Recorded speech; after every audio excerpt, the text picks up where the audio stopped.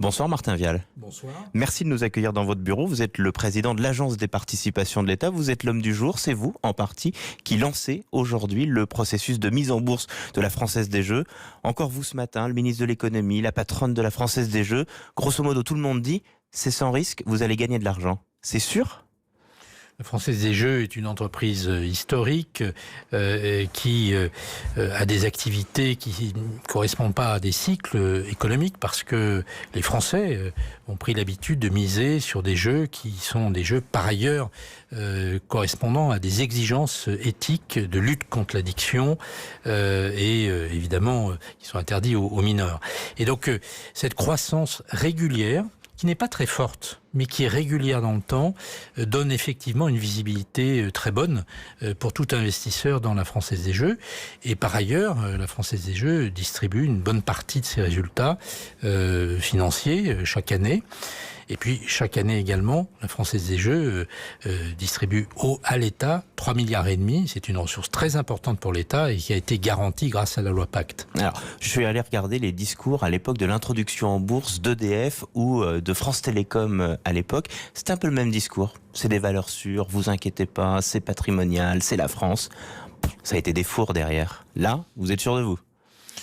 Je viens de le dire, c'est une activité qui ne correspond pas vraiment au cycle économique. Et puis par ailleurs, on pourrait citer d'autres grands succès d'opérations de mise sur le marché. Je pense à Safran, je pense à Thales, à Airbus ou encore même plus récemment à Aéroport de Paris.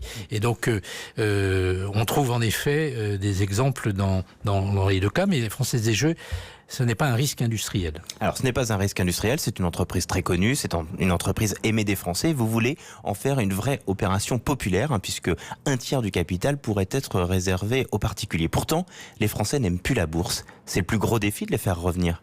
C'est un défi. La crise boursière à la suite de la faillite de Lehman Brothers, évidemment, a réduit l'enthousiasme des épargnants français. Et précisément, le gouvernement, Bruno Le Maire le rappelait ce matin, le gouvernement souhaite, à cette occasion de la privatisation de la Française des Jeux, relancer l'épargne individuelle, l'épargne populaire, avec en effet l'offre d'un peu moins d'un tiers de notre cession à des particuliers. On a l'impression que c'est quasiment vente privée avec cette opération, puisque les particuliers auront 2% de moins du prix sur le prix normal. Si on achète 10 actions, on en a une offerte si on reste au moins 18 mois.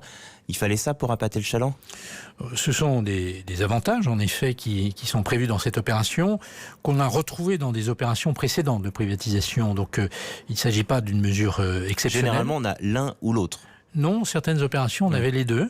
Je rappelle quand même que pour obtenir une action gratuite pour 10, il faut conserver les titres 18 mois parce que nous cherchons des actionnaires stables.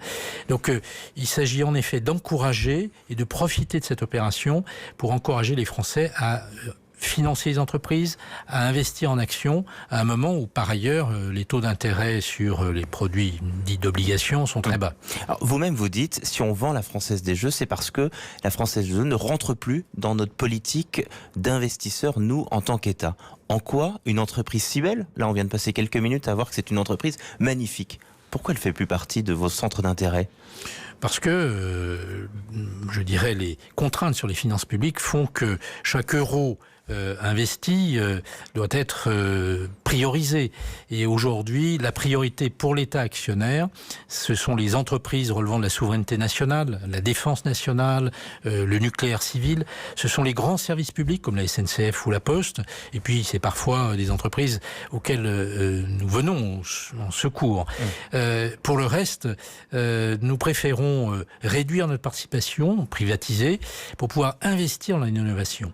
En effet, les recettes que nous allons tirer de la privatisation de FDJ vont être investies pour l'innovation de rupture et pour investir dans les technologies du futur. Vous espérez récupérer combien ? On dit 2 milliards d'euros.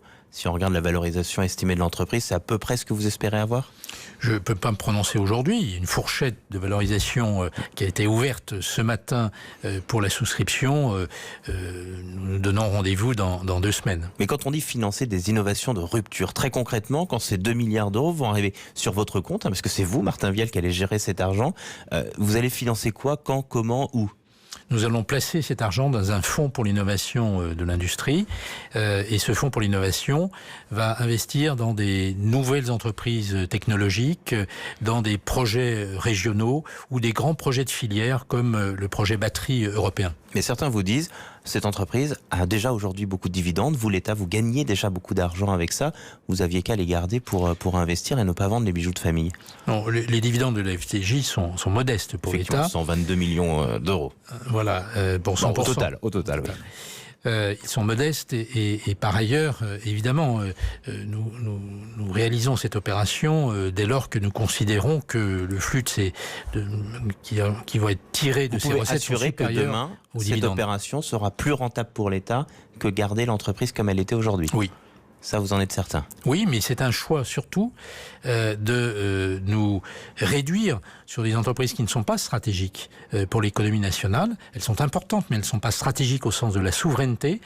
C'est un choix qui est fait pour investir dans l'industrie de demain, dans les technologies et dans l'avenir de l'économie française. Autre société que vous espérez privatiser, Aéroport de Paris, là, ça passe beaucoup moins comme une lettre à la poste.